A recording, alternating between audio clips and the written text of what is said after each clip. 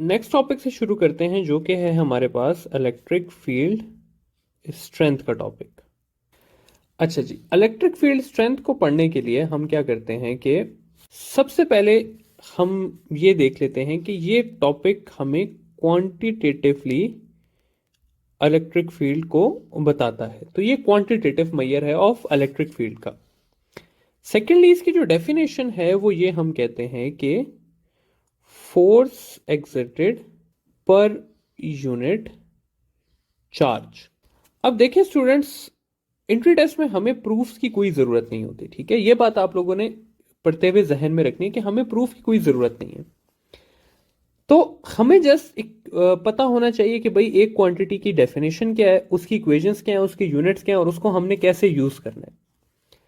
तो अब अगर मैं इसकी इक्वेशंस की बात करूं तो किताब में हमें दो किस्म की इलेक्ट्रिक फील्ड की इक्वेशंस दी हुई हैं, और भी हैं लेकिन वो हम साथ साथ पढ़ते जाएंगे। लेकिन इस टॉपिक के अंदर हमें दो इक्वेशंस का दिया गया है। पहली इक्वेशन ये है कि E is equal to F by Q, और दूसरी इक्वेशन है हमारे पास के क्यू ओवर आर स्क्वेयर, या मैं इसको ऐसे भी लिख सकता हूं 1/4 pi E naught Q over R square. तो ये दो इक्वेशंस हैं जो कि हमें दी गई हैं। अब देखिए स्टूडेंट्स, इसमें कुछ चीजें तो जो हैं वो हमारे लिए बड़ी इजी हैं कि भाई इलेक्ट्रिक फील्ड का और फोर्स का आपस में क्या रिलेशन है। इलेक्ट्रिक फील्ड का और फोर्स का आपस में डायरेक्ट रिलेशन है। और इसी तरह अगर मैं कहूं कि इलेक्ट्रिक फील्ड का और चार्ज का, तो वो इनवर्स रिलेशन है। जबकि अगर मैं इस इक्वेशन में देखूं तो इलेक्ट्रिक फील्ड और चार्ज का डायरेक्ट रिलेशन है, जबकि इलेक्ट्रिक फील्ड का और आर का इनवर्स का स्क्वायर का रिलेशन है। ई नॉट को हम जब मीडियम का डिस्कशन करेंगे तब उसको लाएंगे। यहां पर बाकी सब चीजें तो ठीक है, सिर्फ मसला यहां पे बनता है स्टूडेंट्स कि इस इक्वेशन में जो Q है वो डिनोमिनेटर में, और इस इक्वेशन में जो Q है वो न्यूमिनेटर में। यानी कि अगर मैं इस इक्वेशन में चार्ज को इंक्रीज करता हूं तो इलेक्ट्रिक फील्ड डिक्रीज करती है, जबकि अगर मैं इस इक्वेशन में चार्ज को इंक्रीज करता हूं तो इलेक्ट्रिक फील्ड क्या करती है, इंक्रीज करती है। तो मैं ये पहली वाली बात मानूं या मैं दूसरी वाली बात मानूं? सबसे पहला मसला तो ये आ गया। अब दूसरा बड़ा मसला ये है कि अगर आपको सवाल इस तरह से दे दिया जाता है कि let's say a charge of 2 coulomb exerts a force of 1 Newton on a charge of 0.01 coulomb. Find the electric field. अब इस सवाल में क्या मसला है? इसमें यह मसला है स्टूडेंट्स कि ये वाली इक्वेशन तो चलो हम यूज कर लेंगे क्योंकि हमें फोर्स की वैल्यू दी हुई है। मसला यह है कि यहां पर एक चार्ज 2 कूलम दिया हुआ है और दूसरा 0.01 कूलम दिया हुआ है। अब हमें इस इक्वेशन में 2 कूलम डालना पड़ेगा या 0.01, तो अगेन ये मसला बन गया। तो इसलिए जो है स्टूडेंट्स, आप लोगों ने एक चीज हमेशा हमेशा के लिए याद रखनी है कि ये जो पहली इक्वेशन का चार्ज है ये वाला Q, ये आपके पास टेस्ट चार्ज होता है, ठीक है। और ये जो इस इक्वेशन में Q होता है आपके पास, ये वाला और ये वाला, ये आपके पास सोर्स चार्ज होते हैं। तो इस इक्वेशन में हमेशा आपने स्मॉलर चार्ज को यूज करना है, जबकि इस इक्वेशन में आपने हमेशा जो है वो बिगर चार्ज को यूज करना है, ठीक है। तो अगर इस तरह का मुझे सवाल दिया जाए तो F बाई क्यू में मैं ये 0.01 वाला चार्ज यूज करूंगा, ना कि 2 कूलम, क्योंकि 2 कूलम सोर्स चार्ज है और 0.01 जो है वो आपका टेस्ट चार्ज है। तो ये बात हमने देख ली कि भाई किस इक्वेशन में कौन सा चार्ज यूज होता है। F बाई क्यू वाली में टेस्ट चार्ज, जबकि के क्यू बाय आर स्क्वेयर वाली में सोर्स चार्ज यूज होता है।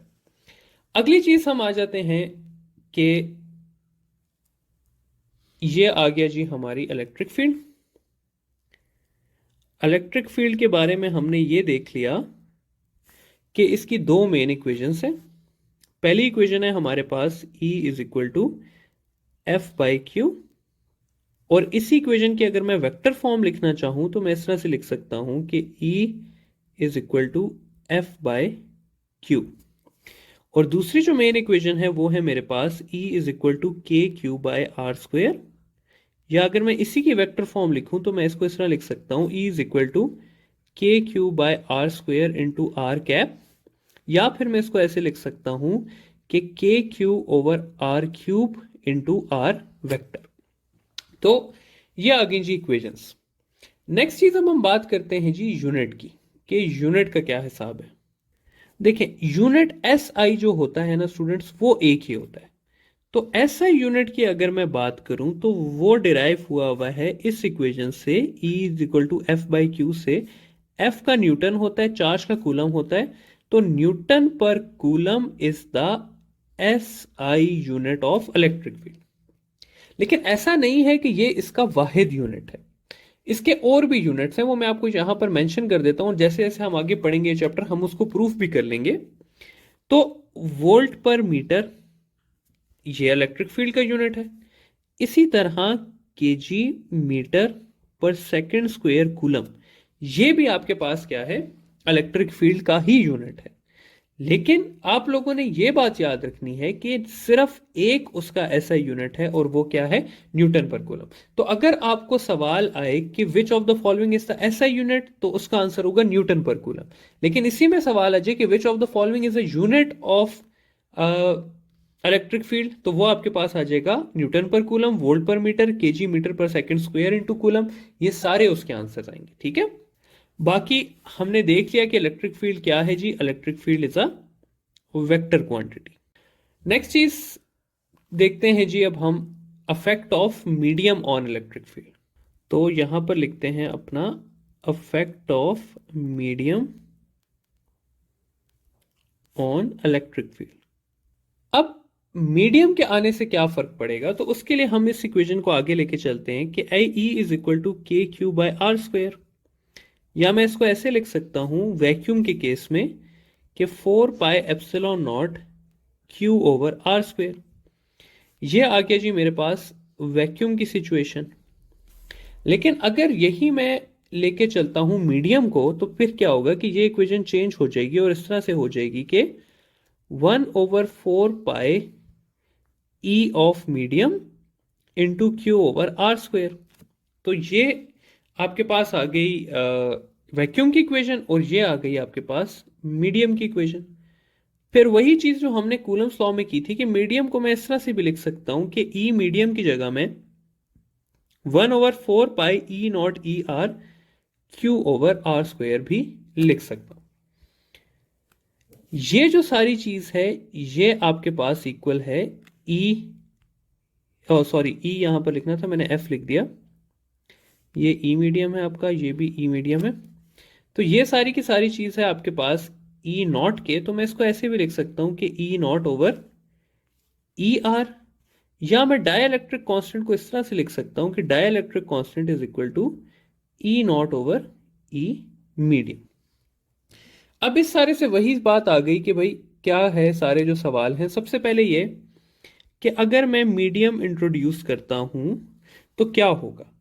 मीडियम या डाई इलेक्ट्रिक यूज करने से, जिसे इंसुलेटर भी कहते हैं आम लफ्जों में, तो ई ऑफ मीडियम जो है वो इक्वल आता है मेरे पास, सॉरी ई नॉट जो है वो इक्वल आता है ई आर ई मीडियम के।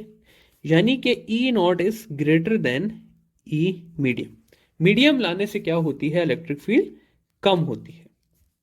मेटल्स लाने से क्या होता है, तो मेटल्स की ई आर जो है वो इनफाइनाइट होता है, और ई मीडियम और ई आर क्योंकि इनवर्सली प्रोपोर्शनल है, तो ई कितना हो जाएगा, 0 हो जाएगा। तो मेटल्स के लाने से इलेक्ट्रिक फील्ड 0 हो जाती है, जबकि डाइलेक्ट्रिक के लाने से इलेक्ट्रिक फील्ड कम हो जाती है। ये करने के बाद अब हम आगे जाते हैं और जीरो फील्ड पॉइंट को स्टडी करते हैं, जो कि एंट्री टेस्ट की सबसे पसंदीदा चीज है इस टॉपिक से रिलेटेड। तो स्टडी करते हैं जी जीरो फील्ड पॉइंट को। जीरो फील्ड पॉइंट को समझाने के लिए सबसे पहले मैं यहां पर एक सवाल लिखता हूं, जिसके बाद आपको समझ आएगी कि जीरो फील्ड पॉइंट होता क्या है। मैं कहता हूं कि 2 charges of 5 coulomb and 3 coulomb are placed at, are separated by, इस तरह कर लेते हैं इसको, 10 सेंटीमीटर कर लेते हैं। Find a point eight which the electric field between them is 0। ऐसा कोई भी सवाल आपको दिया जा सकता है। ठीक है, कि दो चार्जेस दिए होंगे, उनके बीच का डिस्टेंस दिया होगा और आपको कहा होगा कि इलेक्ट्रिक फील्ड फाइंड करें किस तरफ जीरो है। यह जरूरी नहीं है कि ये दिया हो कि डिस्टेंस फाइंड करें, ऐसा भी कहा जा सकता है कि इलेक्ट्रिक फील्ड सेंटर में जीरो होगी, स्मॉल चार्ज की तरफ जीरो होगी, या क्या बड़े चार्ज की तरफ जीरो होगी। तो इक्वेशंस करने से पहले सबसे पहले ये चीज मैं आपको समझाता चलूं कि अगर आपके पास सिमिलर चार्जेस हैं तो क्या होगा, और अगर डिफरेंट चार्जेस हैं तो क्या होगा। ठीक है, अगर आपके पास स्टूडेंट्स सिमिलर चार्जेस हैं, यानी कि मैं कहता हूं ये पॉजिटिव चार्ज है मेरे पास और एक और पॉजिटिव चार्ज है, तो इनके बीच में यानी कि इस सारे एरिया में कोई ऐसा पॉइंट होगा जिसमें फील्ड जीरो होगी। वो पॉइंट क्या होगा हमें नहीं पता, वो हम जब तक न्यूमेरिकली नहीं फाइंड करेंगे हमें नहीं पता चलेगा, लेकिन होगा क्या, इनके बीच का कोई पॉइंट होगा।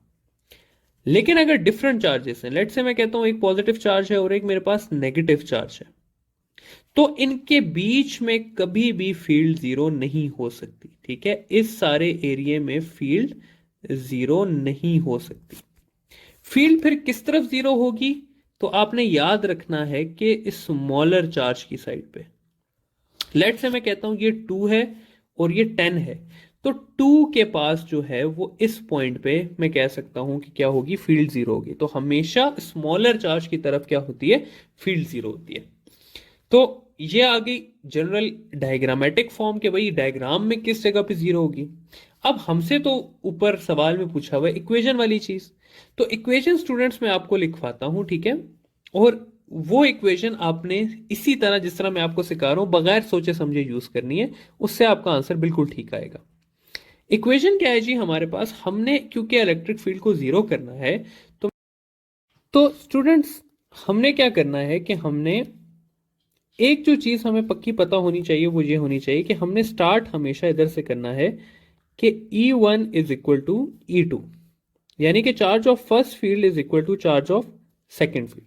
इसी तरह यहां पर भी हमने क्या करना है कि E1 is equal to E2 के ही साथ आगे जाना है।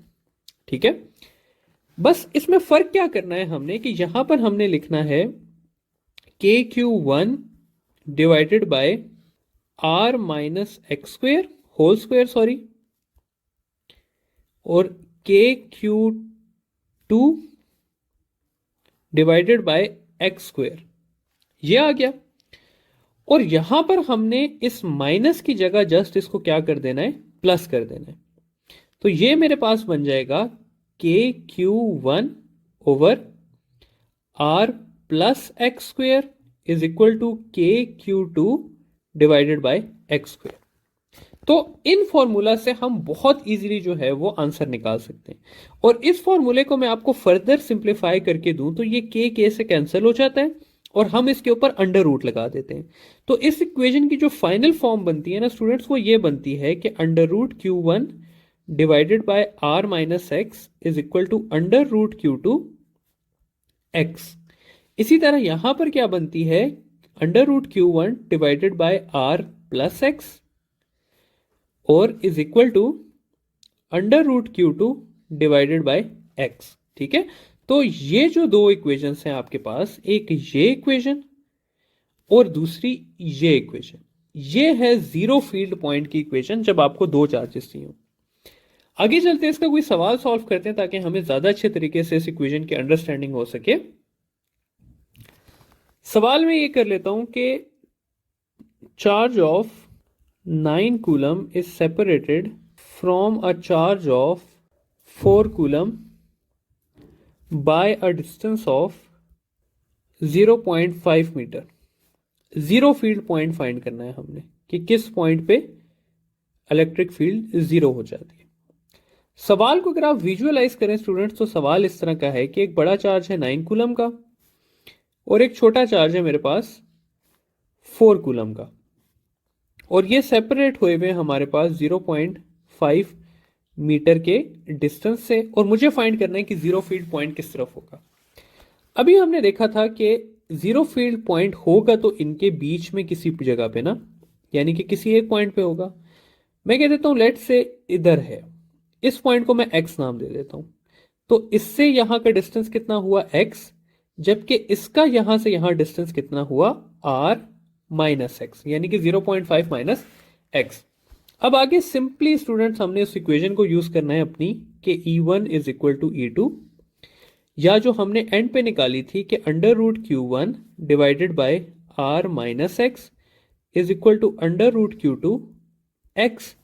यहां पर अब मैंने वैल्यूज डाल देनी है, तो Q1 हो जाएगा मेरे पास 9 का अंडर रूट, ये हो जाएगा मेरे पास 4 का अंडर रूट, ये आ जाएगा मेरे पास 0 पॉइंट, बल्कि R माइनस एक्स ही कर देते हैं इससे, और यहां पर आ जाएगा x। फिर ये जब ऊपर जाएगी इक्वेशन तो ये चेंज हो जाएगी, 3 into X is equal to 2R minus 2x आ जाएगी। जब मैं इसे मजीद सॉल्व करूंगा तो मैं इस तरह से कर सकता हूं कि मैं लिख सकता हूं 2R is equal to 5x, या R की वैल्यू डाल दूंगा 0.5 तो ये बन जाएगा 1 इज इक्वल टू 5x, या x की वैल्यू आ जाएगी मेरे पास 1/5 मीटर। तो ये 1/5 मीटर जो है ये क्या है, मेरा आंसर है फ्रॉम स्मॉलर चार्ज। ठीक है, तो इस तरह से मैं कोई भी अगर मुझे सवाल दिया हो तो मैं उसका जीरो फील्ड पॉइंट बहुत इजीली सॉल्व कर सकता हूं। तो ये हो गया हमारा इलेक्ट्रिक फील्ड इंटेंसिटी का टॉपिक खत्म। अब इंशाल्लाह हम इलेक्ट्रिक फ्लक्स पढ़ेंगे।